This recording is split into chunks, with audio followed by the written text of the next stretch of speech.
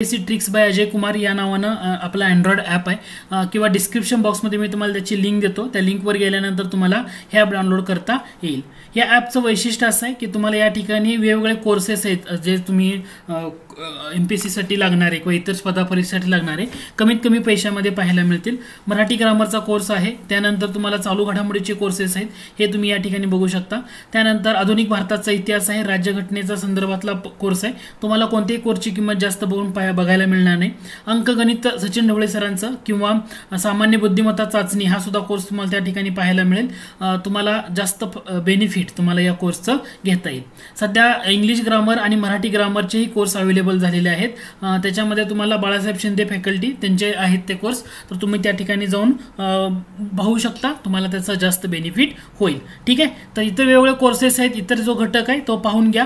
Description बॉक्समध्ये link आहे, त्या लिंकवर जाऊन तुम्ही ॲप डाउनलोड करा आणि जास्तीत जास्त तुमच्या मित्रांना शेअर. नमस्कार विद्यार्थी मित्रांनो, MPSC ट्रिक्स या यूट्यूब चॅनलवर तुमचं स्वागत आहे. मी अजय कुमार गोसावी. आज आपण इयत्ता 7वी इतिहास व नागरिकशास्त्राचं पुस्तक जे आहे त्या पुस्तकावर फोकस करणार आहोत.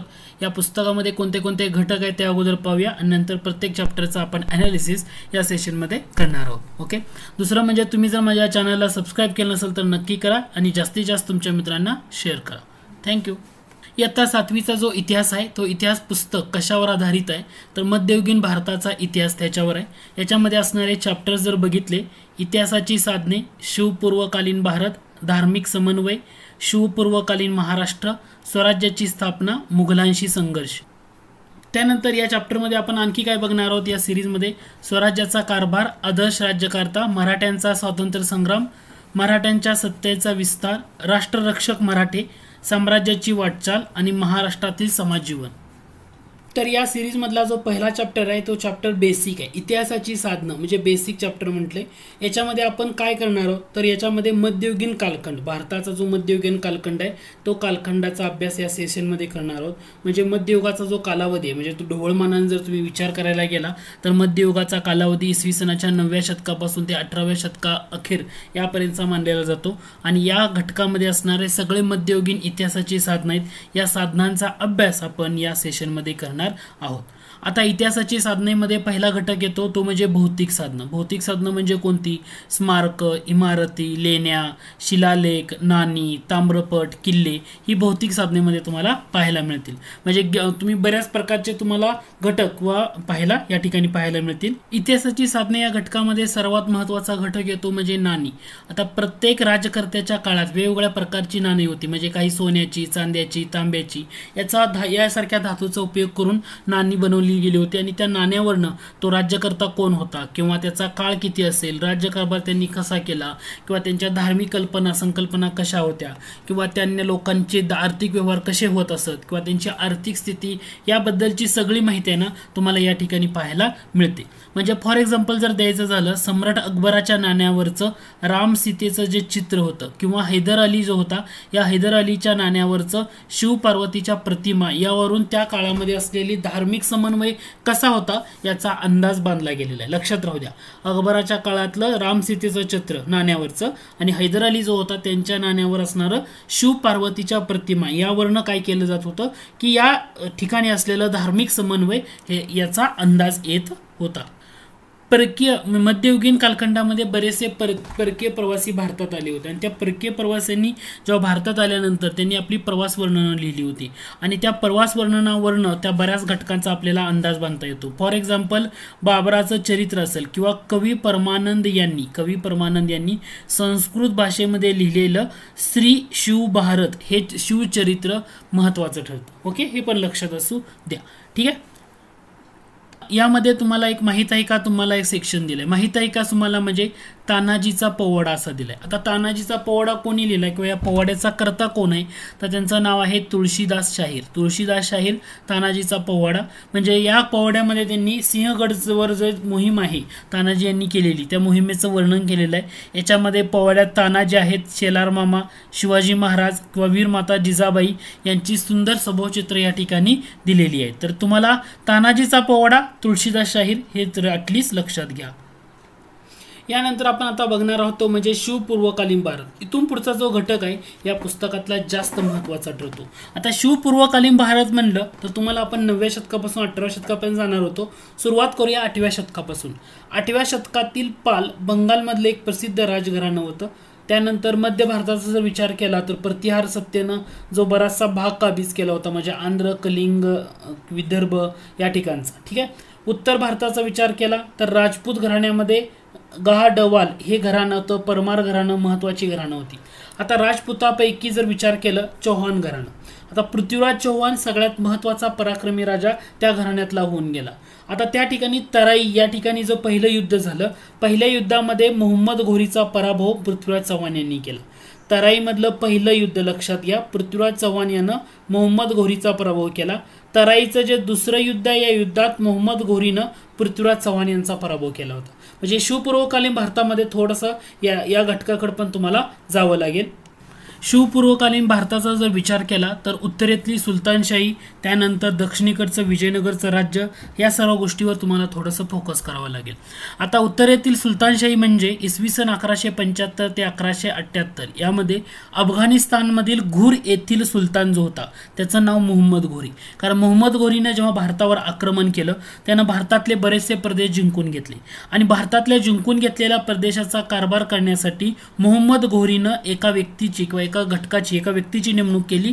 त्यांचं नाव होतं कुतुबुद्दीन ऐबक. कुतुबुद्दीन ऐबक यांची नेमणूक केली. म्हणजे मोहम्मद घोरी हा अफगाणिस्तानमधल्या घुर या ठिकाणचा होता. घुर ठिकाणचा म्हणून त्याला घोरी म्हटलं गेलं होतं. त्यानं आक्रमण केलं, भारतातला प्रदेश त्यांना जिंकून घेतला आणि जिंकून घेतलेल्या प्रदेशावर कोणाची नेमणूक केली तर कुतुबुद्दीन ऐबक यांची नेमणूक केली.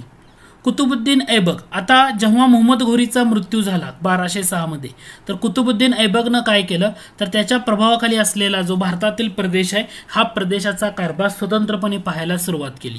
आता ऐबक, कुतुबुद्दीन ऐबक म्हणजे मूळ गुलाम होता, तो मूळचा गुलाम होता. एकदा परीक्षेला विचारलं होतं मोहम्मद घोरी आणि कोण गुलाम होता असा राज्यसेवापूर्वला प्रश्न आलाय. तर ऐबक हा काय होता, गुलाम होता, हे लक्षात ठेवा. तो दिल्लीचा सत्ताधीश बनला, परंतु त्याचा मृत्यू लगेच झाला इसवी सन 1210 मध्ये. म्हणजे कुतुबुद्दीन ऐबक नंतर, आता तुम्हाला इथं एक सेक्शन दिलाय बघा, माहित आहे का तुम्हाला असा सेक्शन दिलाय. कुतुबुद्दीन ऐबक नंतर कोणी कोणी अल्तमश, रजिया सुलतान, त्यानंतर बलबन, अल्लाउद्दीन खिलजी, मोहम्मद तुगलक, फिरोज तुगलक, इब्राहिम लोदी, म्हणजे सर्व सुलतानांनी भारतावर राज्य केलेलं होतं. तर शेवटचा सुलतान त्याचं नाव होतं इब्राहिम लोदी. शेवटचा सुलतान कोण होता, इब्राहिम लोदी. इब्राहिम लोदी हा यानं स्वतःचे बरेचसे शत्रू निर्माण केले. त्याचं रिझन होतं स्वभावदोष. त्याचा स्वभावदोष असा असल्यामुळं त्यानं बरेचसे शत्रू निर्माण केले आणि मुघल सत्ताधीश जो बाबर होता, बाबर यानं इब्राहिम लोदी विरुद्ध पाचारण केलं. बाबरानं काय केलं, इब्राहिम लोदीचा पराभव केला आणि भारतामध्ये असलेली जी सुलतानशाही ना त्या सुलतानशाहीचा शेवट केलेला होता. आता आपण यानंतर जो घटक बघणार आहोत तो म्हणजे विजयनगरचं राज्य. विजयनगरचं राज्य कसं उदयाला आलं, त्यांनी कसा राज्यकारभार केला, या घटकाकडे थोडंसं आपण जाणार आहोत. विजयनगरचं राज्य या घटकाला थोडासा फोकस करताना लक्षात घ्या, दिल्लीचा सुलतान जेव्हा मोहम्मद तुगलक, लक्षात घ्या मोहम्मद तुगलक जेव्हा दिल्लीचा सुलतान होता याच्या कारकिर्दीमध्ये काय झालं होतं तर दिल्लीच्या मध्यवर्ती सत्ता जी आहे याच्या विरुद्धमध्ये दक्षिणेमध्ये बरेचसे उठाव झाले होते आणि या उठावातून दोन महत्त्वाची राज्य उदयाला आली. त्यातलं एक राज्य म्हणजे विजयनगरचं राज्य आणि दुसरं राज्य म्हणजे बहमनी राज्य. परंतु विजयनगरचं राज्य, आता याच्या दोन घटक इथं थोडंसं लक्षात घ्या. यामध्ये विजयनगरच्या राज्यासाठी दोन महत्त्वाच्या व्यक्ती कोण ठरल्या तर हरिहर आणि बुक्क हे दोन महत्त्वाचे व्यक्ती होते. हे दक्षिण भारतातले दोघे भाऊ होते आणि दिल्लीच्या सुलतानशाही जी होती, दिल्लीची सुलतानशाही याच्या सेवेमध्ये ते सरदार होते. परंतु त्यांनी काय केलं, जेव्हा मोहम्मद तुगलकाच्या काळात दक्षिणेमध्ये जो राजकीय अस्थिरता आहे त्या अस्थिरतेचा फायदा घेतला आणि इसवी सन 1336 मध्ये कोणी, हरिहर आणि बुक्क यांनी इसवी सन 1336 मध्ये दक्षिणेमध्ये एक राज्य स्थापन केलं. ते राज्य म्हणजे विजयनगरचं राज्य. लक्षात ठेवा. पण हे कोण होते लक्षात घ्या, दिल्लीच्या सुलतानशाहीच्या सेवेत सरदार म्हणून ते दोघं भाऊ काम करत होते. मग त्यांनी आताचं जे विजयनगर म्हणतो कर्नाटकातलं हम्पी ही या राज्याची राजधानी, ओके, आता सध्याचे जे ठिकाण आहेत ते. आता विजयनगरचा पहिला राजा कोण, असं जर परीक्षेला प्रश्न विचारला, विजयनगर साम्राज्याचा पहिला राजा कोण, तर त्याचं नाव आहे हरिहर. हरिहर आणि बुक्क काय होते, भाऊ होते. त्यातला हरिहर हा काय आहे, विजयनगरचा पहिला राजा होय. हरिहर याचा भाऊ बुक्क पण नंतर सत्तेवर आला. जेव्हा सत्तेवर आल्यानंतर त्यानं काय केलं, तर बराचसा प्रदेश आपल्या अंडरखाली आणलेला होता, म्हणजे बुक्कनं. म्हणून विजयनगर साम्राज्याचे दोन महत्वाचे घटक आहेत, म्हणजे दोन महत्वाचे व्यक्ती, हरिहर आणि बुक्क, लक्षात राहू द्या. पण परीक्षेला असं जर विचारलं विजयनगरचा पहिला राजा कोण, तर उत्तर असणार आहे हरिहर. विजयनगर साम्राज्य काय म्हणून सध्या ओळखलं जातं, विजयनगर साम्राज्य एका व्यक्तीमुळे ओळखलं जातं, तो म्हणजे कृष्णदेवराय हा जो राजा होता ना, याच्यामुळं. कृष्णदेवराय हा 1509 मध्ये सत्तेवर आला. कृष्णदेवराय हा महत्वाचा राजा म्हणून ओळखला जातो. यानं विजयवाडा, कृष्णदेवराय यानं विजयवाडा आणि राजमहेंद्री हे प्रदेश जिंकून आपल्या राज्याला जोडलेले होते. त्यानंतर जो दोन राज्य निर्माण झाली होती, विजयनगर साम्राज्य आणि बहमनी साम्राज्य. तर बहमनी सुलतान जो होता महमूद शाह याच्या नेतृत्वाखाली जो सुलतानांचे सैन्य आलं होता, त्या सैन्याचा कृष्णदेवराय यांनी पराभव केलेला होता. कृष्णदेवराय असा महत्वाचा राजा होता की त्यानं विजयनगरचं राज्य पूर्वेपासून पूर्वेच्या कटकपासून पश्चिमेस गोव्यापर्यंत, उत्तरेतल्या रायपूरपासून दक्षिणेस हिंदी महासागरपर्यंत पसरलं होतं. म्हणजे विजयनगर साम्राज्य याचा विस्तार मोठ्या प्रमाणात कोणत्या राजाच्या कारकिर्दीत झाला, तर हा कृष्णदेवराय राजाच्या कारकिर्दीत झाला. कृष्णदेवराय 1530 मध्ये त्यांचा मृत्यू झाला.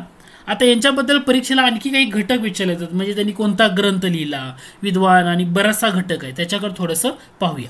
आता कृष्णदेवराय राजा हा विद्वान तर होताच, त्यानं काय केलं होतं, तेलुगू भाषेमध्ये एक ग्रंथ लिहिला होता, त्याला म्हटलं जातं अमुक्त माल्यदा. अमुक्त माल्यदा हा तेलुगू भाषेतला ग्रंथ कोणी लिहिला, कृष्णदेवराय यांनी लिहिलेला होता. आता हा ग्रंथ होता राजनीती विषयक, म्हणजे त्यांच्या कारकिर्दीमध्ये विजयनगरमध्ये बऱ्याचशा मंदिरांचं बांधकाम झालं होतं. जवळपास 1000 राम मंदिरं, विठ्ठल मंदिरांचं बांधकाम त्यांच्या कारकिर्दीत राहिलेलं होतं. पण कृष्णदेवराय यांच्यानंतर विजयनगर साम्राज्य जे होतं त्या साम्राज्याला उतरती कळा लागली आणि त्यातून मग विजयनगरचं साम्राज्य हळूहळू कमी होत गेलं. म्हणजे आदिलशाही, निजामशाही, कुतुबशाही, बरीदशाही आणि दुसऱ्या बाजूला विजयनगरचा जो राजा होता, राजा रामराय, यांच्यात 1565 मध्ये जो लढाई झाली आणि या लढाईनंतर त्यांचा पराभव झाला आणि विजयनगरचं साम्राज्य संपुष्टात आलं. म्हणजे विजयनगरचं साम्राज्याचा जेव्हा अभ्यास करता तेव्हा 3 नावं, हरिहर, बुक्क ह्या दोघांनी जे साम्राज्य स्थापन केलं त्यातला हरिहर हा पहिला महत्वाचा राजा म्हणून ओळखला जातो आणि कृष्णदेवराय हा राजा की ज्यांचं योगदान या विजयनगरच्या साम्राज्यामध्ये खूप महत्वाचं मानलं गेलं आहे. ओके, आय होप आता हे लक्षात आलं असेल. विजयनगर साम्राज्य, कृष्णदेवराय ह्या राजाबद्दल आपण डिस्कस केलं.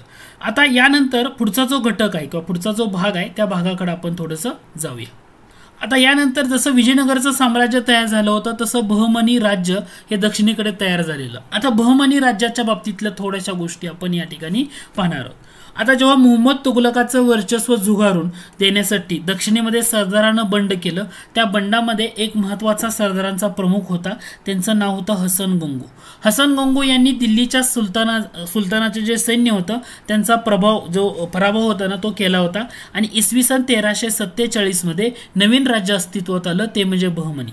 पण 2 घटक लक्षात ठेवा. विजयनगरचं साम्राज्य दक्षिणेत केव्हा अस्तित्वात आलं होतं, 1336 मध्ये, आपण अगोदर बघितलं. त्याच्यामध्ये हरिहर आणि बुक्क हे 2 भाऊ होते, त्या भावांचा महत्वाचा रोल होता आणि ऍक्च्युली ते दिल्लीच्या सल्तनशाहीच्या सेवेत सरदार होते. हम्पी त्यांची राजधानी होती. आणि 1347 मध्ये 1336 आणि 1347 मध्ये बहमनी राज्य तयार झालं. त्याचा पहिला सुलतान झाला तो म्हणजे हसन गंगू, हा त्याचा पहिला सुलतान झाला. आणि यांनी राजधानी आपली कुठली वसवली, तर गुलबर्गा या ठिकाणी, कुलबर्गी म्हटलं जातं याला, कर्नाटक राज्यातलं गुलबर्गा या ठिकाणी आपली राजधानी स्थापन केली. 2 घटक आता या ठिकाणी तुम्ही कन्फ्यूज व्हायचं नाही. नीट सांगतो परत एकदा. विजयनगर साम्राज्य केव्हा अस्तित्वात आलं, इसवी सन 1336. बहमनी राज्य केव्हा अस्तित्वात आलं, इसवी सन 1347. विजयनगर साम्राज्याचा पहिला राजा कोण, तर विजयनगर साम्राज्याचा पहिला राजा हरिहर. आणि बहमनी राज्याचा पहिला राजा कोण, पहिला सुलतान हसन गंगू. विजयनगर साम्राज्याची राजधानी कोणती, हम्पी. बहमनी साम्राज्याची राजधानी कोणती, गुलबर्गा. आता लक्षात आलंय, यामध्ये कन्फ्युजन होते का, नाही. ठीक आहे. जसं आता हे कंपॅरिझन केल्यानंतर मी तुम्हाला एक घटक सांगितलं की विजयनगर साम्राज्यामध्ये सर्वाधिक महत्वाचा राजा कोण, कृष्णदेवराय. तसं बहमनी राज्यामधला सगळ्यात महत्वाचा राजा कोण, मुहम्मद गावान. आता मुहम्मद गावान हा राज्याचा मुख्य वजीर, उत्तम प्रशासक होता आणि याच्याच कारकिर्दीत बराचसा घटक झालाय, त्याच्याकडे थोडंसं आता पाहूया. मुहम्मद गावान याच्या कारकिर्दीत नाव लक्षात राहू द्या, मुहम्मद गावान यानं बहमनी साम्राज्याला ऍक्च्युली आर्थिक सामर्थ्य प्राप्त करून देण्याला सुरुवात केली होती. यानं काय केलं होतं, जे सैन्यामध्ये पहिल्यांदा शिस्त आणली, त्यानंतर जे सैनिक आहेत यांना जहागिरी न देता रोख पगार द्यायला सुरुवात केली. म्हणजे सैनिकांना जहागिरी देण्याऐवजी रोख पगार द्यायला सुरुवात केली. सैनिकांमध्ये शिस्त आणली. जमीन महसूल व्यवस्था आहे त्याच्यामध्ये ज्या सुधारणा करायच्या होत्या त्या त्यानं मोठ्या प्रमाणात केल्या. त्यानं काय केलं, बिदर हे ठिकाण येतं. अरबी आणि फारसी विद्यांच्या अभ्यासासाठी मदरसा स्थापन केली. अरबी आणि फारसी ओके यांच्यासाठी बिदर या ठिकाणी मदरसा स्थापन केलेल्या होत्या. पण मुहम्मद गावानंतर बहमनी साम्राज्यामध्ये गटबाजीचं प्रमाण हे मोठ्या प्रमाणात वाढलं होतं. त्यातच हे जे दोन राज्य निर्माण झाली होती, विजयनगर आणि बहमन, यांच्यामधला संघर्ष जास्त होत होता आणि याचाच परिणाम या बहमनी साम्राज्यावर झाला. आणि याच्यामध्ये काय झालं तर वेगवेगळे प्रांत होते, विविध प्रांत, त्याच्यातले अधिकारी स्वतंत्र वृत्तीनं वागू लागले आणि बहमनी साम्राज्य एकजूट राहू शकलेलं नाही. आणि या बहमनी साम्राज्याचं काय झालं, विघटन झालं. विघटन झाल्यानंतर या राज्याची 5 वेगवेगळ्या घटकामध्ये ना डिस्ट्रीब्युशन झालं. बहमनी साम्राज्य एकत्र राहू शकलेलं नव्हतं. आता याच्यामध्ये वराडची इमादशाही परीक्षेला जोड्या लावायला विचारलं तर वराडची इमादशाही 5 घटक तयार झाले. बिदरची बरीदशाही, विजापूरची आदिलशाही, अहमदनगरची निजामशाही आणि गोवळकोंड्याची कुतुबशाही. हे लक्षात ठेवायचे. परत एकदा सांगतो, 5 साम्राज्य कशी तयार झाली की वेगवेगळ्या पद्धतीनं बहमनी साम्राज्याचं विभाजन. त्याच्यामध्ये वराड जो भाग आहे त्याची इमादशाही, वराडची इमादशाही, बिदरची बरीदशाही, विजापूरची आदिलशाही ओके. त्यानंतर अहमदनगरची निजामशाही, विजापूर आदिलशाही आणि जो गोवळकोंडा त्याची गोवळकोंड्याची कुतुबशाही. लक्षात ठेवायची, वराडची पासून त्या ठिकाणापर्यंत असलेला हा घटक म्हणजे बहमनी साम्राज्य हेच 5 घटकामध्ये 5 याच्यामध्ये विभाजन झालेलं पाहायला मिळतं. त्यानंतर महत्त्वाचा घटक येतो. यानंतर विजयनगर साम्राज्य बघितलं शॉर्टमध्ये आपण, त्यानंतर बहमनी साम्राज्य शॉर्टमध्ये बघितलं. त्यानंतरचा भाग येतो तो म्हणजे मुघल सत्ता. आता इसवी सन 1526 ओके दिल्लीमध्ये जी सुलतानशाही होती ती संपुष्टात आली आणि मुघल सत्तेची स्थापना झाली. मुघल सत्तेचा संस्थापक त्याचं नाव होतं बाबर हा मुघल सत्तेचा संस्थापक होता. आता बाबर यानं मध्य आशियातून आलेला होता, म्हणजे सध्याचं उझबेकिस्तान बघा, त्यामध्ये असलेल्या फरगाना राज्याचा तो राजा होता. भारतातील आर्थिक संबंध जे आहेत, आर्थिक संबंधाच्या संपत्तीचं वर्णन हे त्यानं ऐकलेलं होतं, म्हणून त्यानं भारतातल्या स्वारीची आखणी केलेली होती. आता दिल्लीमध्ये जेव्हा बाबर यांनी आक्रमण केलं त्यावेळी दिल्लीमध्ये कोणता सुलतान राज्यकारभार करत होता तर त्यांचं नाव होतं इब्राहिम लोदी ओके. म्हणजे सुलतानशाहीतील पंजाबच्या प्रदेशामध्ये दौलत खान लोदी हा प्रमुख अधिकारी होता. आता लक्षात घ्या 2 महत्त्वाचे घटक. दिल्लीमध्ये कोणता सुलतान राज्यकारभार करत होता, नाव आहे इब्राहिम लोदी. आणि सुलतानशाहीमध्ये जो पंजाबचा प्रदेश आहे त्याच्यामध्ये दौलत खान लोदी. आता हे इब्राहिम आणि दौलत खान लोदी यांच्यामध्ये ना संघर्ष निर्माण झाला होता याच्या संबंधामध्ये. म्हणून दौलता खाननं काय केलं तर इथं फितुरी केली आणि भारतावर आक्रमण करण्यासाठी जो बाबर आहे या बाबरला निमंत्रित केलं आणि बाबरनं काय केलं, ही संधी साधली आणि भारतावर आक्रमण केलं. लक्षात राहू द्या. म्हणजे वाद कोणाचा होता, इब्राहिम लोदी आणि दौलत खान लोदीचा. आणि त्यातच काय केलं, दौलत खाननं बाबरला आमंत्रित केलं आणि बाबरनं भारतावर आक्रमण केलेलं होतं. बाबरनं आक्रमण केल्यानंतर जो इब्राहिम लोदी होता दिल्लीचा सुलतान, तर इब्राहिम लोदीनं त्याला प्रतिकार करण्यासाठी, बाबराच्या आक्रमणाला प्रतिकार करण्यासाठी तो सैन्य घेऊन निघाला. 21 एप्रिल 1526 तारीख लक्षात राहू द्या. 21 एप्रिल 1526 या दिवशी पानिपत या ठिकाणी बाबर यांच्याबरोबर त्यांची लढाई झाली. या लढाईमध्ये बाबरानं काय केलं, भारतामध्ये पहिल्यांदा तोपखान्याचा प्रभावी वापर केला आणि तोपखान्याच्या वापरापुढे इब्राहिम लोदीची सैन्याचा त्या ठिकाणी पराभव झालेला होता. म्हणजे तोपखाना पहिल्यांदा वापर, म्हणजे तुम्हाला इथं लक्षात ठेवणं गरजेचं आहे. कुठं, पानिपतला युद्ध झालं होतं आणि या लढाईलाच काय म्हटलं जातं, पानिपतली झालेली पहिली लढाई. आता या लढाईनंतर जो मेवाडचा राणा संघ होता, राणा संघ यानं राजपूत राजांना एकत्र आणलेलं होतं. बाबर आणि राणा संघ यांच्यामध्ये खानुआ या ठिकाणी लढाई झाली. या लढाईमध्ये सुद्धा बाबराचा जो तोपखाना होता व त्याचं राखीव सैन्य होतं यांची कामगिरी झाली आणि राणा संघाच्या सैन्याचा पराभव केला. परंतु 1530 मध्ये बाबरचा मृत्यू झालेला होता, हे लक्षात असू द्या. ठीक आहे, म्हणजे लक्षात राहू द्या 2 घटक. इब्राहिम लोदी आणि बाबर यांच्यात झालेलं युद्ध पानिपतची पहिली लढाई 1526ला, आणि राणा संग यानं राजपुतांना एकत्र केलं, मेवाडचा होता तो, आणि त्यांनी आणि बाबर यांच्यात झालेलं युद्ध खानो या ठिकाणी झालेलं होतं. पण तोफखान्याच्या जोरावर बाबरानं दोन्ही लढाई त्या ठिकाणी जिंकून घेतलेल्या होत्या. आता पहिली लढाई लक्षात आलं का?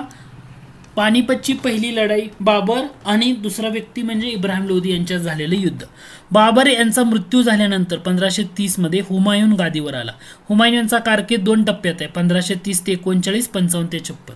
आता हुमायूनच्या कारकिर्दीमध्ये शेरशाह होता, यानं त्याचा पराभव केला, शेरशाहनं. आणि दिल्लीच्या गादीवर कोणत्या घराण्याची सत्ता स्थापन केली होती? सूर घराण्याची सत्ता स्थापन केली होती. हुमायून नंतर जो महत्वाचा राजा तो म्हणजे 1556 नंतर जवळपास होता तो अकबर. अकबराचा कार्यकाळ बघा 1556 ते 1605. अकबर व हेमू. आता दुसरी लढाई, पानिपतची पहिली लढाई कोणात झाली? बाबर आणि इब्राहिम लोदी. पानिपतची दुसरी लढाई 1556 मध्ये झाली, अकबर आणि हेमू यांच्यामध्ये झाली पानिपतची लढाई. आणि याच्यामध्ये संपूर्ण भारत आपल्या अंमलाखाली आणण्याची अकबराची इच्छा होती आणि त्याच्यामध्ये लढाई झालेली होती, लक्षात असू द्या. ठीक आहे. मग आता यामध्ये जेव्हा अकबर सत्तेवर होता, अकबराच्या नंतर जहांगीर सत्तेवर आला, 1605 ते 1628 सम्राट झाला. त्याच्या कारकिर्दीत, जहांगीरच्या कारकिर्दीत त्याची पत्नी जी होती नूरजहां हिनं प्रभावी कामगिरी बजावलेली होती. जहांगीर नंतर शहाजहान आला, तो सम्राट झाला. शहाजहान नंतर औरंगजेब आला, तो दीर्घकाळ सम्राट राहिला होता. त्याच्या मृत्यूनंतर मात्र मुघल साम्राज्य हे अस्ताला गेलेलं होतं. आता मुघल साम्राज्यामध्ये सर्वात महत्वाचा किंवा कर्तव्य राजा कोण? तर त्याचं उत्तर होतं अकबर. अकबरानं काय केलं होतं तर भारत स्वतःच्या एकछत्री अंमलाखाली आणायचं हे त्यानं ठरवलं होतं. पण त्याला विरोध पण तसा झाला. म्हणजे महाराणा प्रताप असेल किंवा चांद बीबी असतील, राणी दुर्गावती असेल, यांनी अकबराविरुद्ध केलेला संघर्ष हा महत्वपूर्ण ठरतो. अकबराविरुद्ध संघर्ष केलेला सगळ्यात पहिला महत्वाचा राजा तो म्हणजे महाराणा प्रताप. महाराणा प्रताप यांनी अकबराविरुद्ध मोठ्या प्रमाणात संघर्ष केला. म्हणजे हे मेवाडच्या गादीवर आले होते. उदयसिंह यांच्या मृत्यूनंतर महाराणा प्रताप मेवाडच्या गादीवर आले. मेवाडचं अस्तित्व टिकवून ठेवण्यासाठी त्यांनी कायम संघर्ष चालू ठेवला होता. त्यांनी आपल्या अखेरपर्यंत स्वातंत्र्य टिकवण्यासाठी त्यांचं जे स्वातंत्र्य अकबराबरोबर संघर्ष केलेला होता आणि त्यांच्या या गुणामुळे ते इतिहासामध्ये अजरामर आहेत, हे लक्षात असू द्या. आता अकबराला जास्तीत जास्त विरोध आणखी कोणी केला तर तो चांद बीबी यांनी केला. त्याचं रिझन काय होतं चांद बीबी यांचा विरोध? कारण 1595 मध्ये मुघल सत्तेनं काय केलं होतं, अहमदनगर या निजामशाही जी होती, अहमदनगरची काय होती निजामशाही, यांच्या राजधानीवर हल्ला केला. आणि मुघल सैन्यानं काय केलं तर अहमदनगरच्या किल्ल्याला वेढा दिलेला होता. आणि यातच अहमदनगरच्या हुसेन निजामशाहीची कर्तबगार मुलगी, ओके, अहमदनगरचा निजामशाही जो होता हुसेन निजामशाही, त्याची मुलगी ती म्हणजे चांद बीबी, यांनी अत्यंत धैर्यानं तो किल्ला लढवला. निजामशाहीतल्या सरदारामध्ये दुही निर्माण झाली होती, परंतु या दुहीमधूनच काय झालं, चांद बीबीला ठार मारलं गेलं आणि मुघलांनी अहमदनगरचा किल्ला जिंकून घेतलं. मात्र निजामशाहीचं संपूर्ण राज्य हे मुघलांच्या ताब्यात आलं का तर ते येऊ शकलेलं नव्हतं. पण अकबराविरुद्ध जो महत्वाचा लढ्यामध्ये जसं महाराणा प्रताप यांचं नाव महत्वाचं आहे तसं चांद बीबी यांचं नाव महत्वाचं आहे. तसं आणखी तिसरं नाव आहे ते म्हणजे राणी दुर्गावती. आता राणी दुर्गावती म्हटलं की गोंडवाना प्रदेश म्हणजे कसं, विदर्भाचा आपल्या पूर्व भाग, त्याच्या उत्तरेचा मध्य प्रदेशचा भाग घ्या किंवा आजचा जो छत्तीसगड आहे या छत्तीसगडचा पश्चिम भाग, आंध्र प्रदेशचा उत्तर भाग आणि ओडिशाचा पश्चिम भाग, म्हणजे गोंडवान्याचा जो विस्तार होता ना तो म्हणजे चंदेल राजपुतांच्या म्हणजे चंदल राजपुतांच्या घराण्यामध्ये जन्मलेली दुर्गावती. लग्नानंतर त्यांचं नाव झालं गोंडवान्याची राणी. ओके, तिनं उत्तम रीतीने राज्यकारभार केला. आता मध्ययुगीन इतिहासाचा जेव्हा विचार केला जातो तेव्हा गोंडवनची राणी दुर्गावती असं म्हणून त्यांचं नाव प्रसिद्ध आहे आणि यांनी मुघलाविरुद्ध दिलेला संघर्ष हा उल्लेखनीय आहे. त्यांच्या पतीच्या निधनानंतर सुद्धा दुर्गावती यांनी अकबराविरुद्ध लढताना आपलं बराचसा घटक होता पण त्यांनी शरणागती पत्करलेली नव्हती, हे तुम्हाला या ठिकाणी लक्षात असू द्या. आता अकबराच्या बाबतीमध्ये बघा तर हा एक जागृत प्रशासक होता. धार्मिक धोरण उदार आणि सहिष्णू होतं त्याचं. सर्व धर्मातील प्रजेला तो सारखी वागणूक देत असत आणि सर्व धर्मातल्या सगळ्या घटकाचा समन्वय साधण्यासाठी अकबरानं जो धर्म स्थापन केला तो म्हणजे दीन ई इलाही हा धर्म स्थापन केला. दीन ई इलाही हा धर्म कोणी स्थापन केला? अकबरानं. कशासाठी? सर्व धर्मातले जे उदात्त तत्व आहेत त्यांना समन्वय साधून. परंतु त्यानं हा धर्म स्वीकारण्याची सक्ती कोणावर केलेली होती का तर नाही. त्यानंतर मुघल साम्राज्यामध्ये सगळ्यात महत्त्वाचा येतो तो म्हणजे औरंगजेब. म्हणजे शहाजहान बादशहाच्या पुत्रामधला औरंगजेब हा जेव्हा सत्ता संघर्ष जो होता तर त्याच्यामध्ये तो वडिलांना स्थानबद्ध केलं त्यानं आणि तो बादशाह झाला होता औरंगजेब.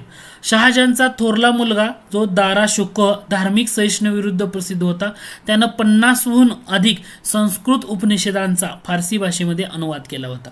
लक्षात राहू द्या, काय नाव होतं शहाजहानचा थोरला मुलाचं, त्याचं नाव होतं दारा शुकोह. आता औरंगजेब बादशाह झाला त्यावेळी मुघल साम्राज्य कसं होतं तर उत्तरेला विचार करा काश्मीर आहे, पासून दक्षिणेमध्ये अहमदनगरपर्यंत, पश्चिमेस काबूल, पूर्वेला बंगालपर्यंत पसरलेलं होतं.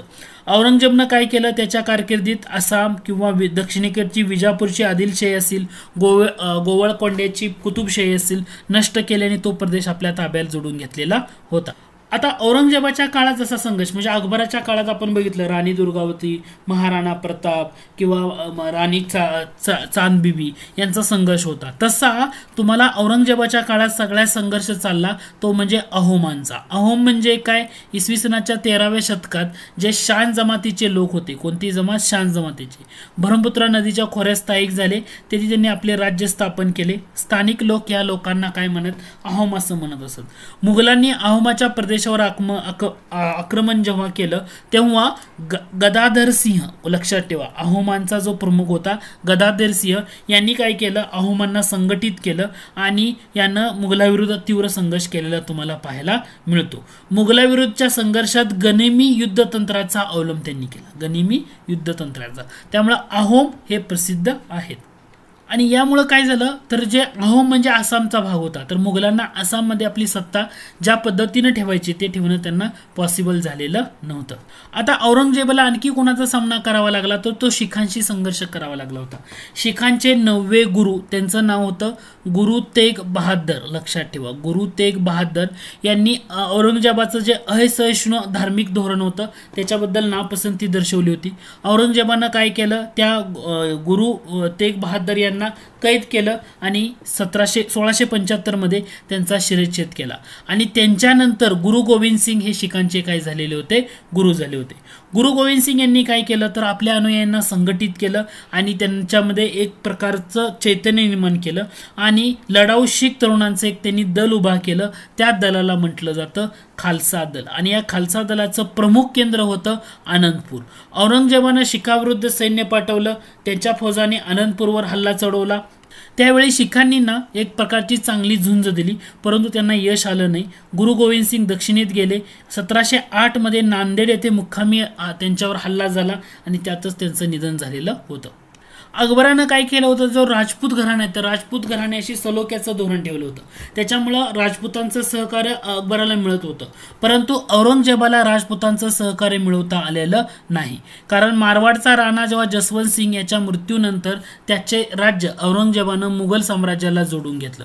मग जसवंताचा जो अल्पवयीन मुलगा होता म्हणजे आता अजित सिंह याला मारवाडच्या गादीवर बसवलं आणि ह्या गादीवर बसवण्यामागे दुर्गादास राठोड यांचं महत्त्वाचं नाव होतं. लक्षात राहू द्या. म्हणजे काय झालं होतं, जेव्हा आता लक्षात घ्या मारवाडचा राजा होता जसवंत सिंग यांचा मृत्यू झाला आणि यांचा मृत्यू झाल्यानंतर औरंगजेबानं काय केलं, मुघल साम्राज्याला ते मारवाडचं राज्य जोडून घेतलं आणि हे त्या ठिकाणी असलेला जो दुर्गादास राठोड होता त्यांना आवडलं नाही. परंतु जसवंत सिंग यांचा मुलगा काय होता, अल्पवयीन होता.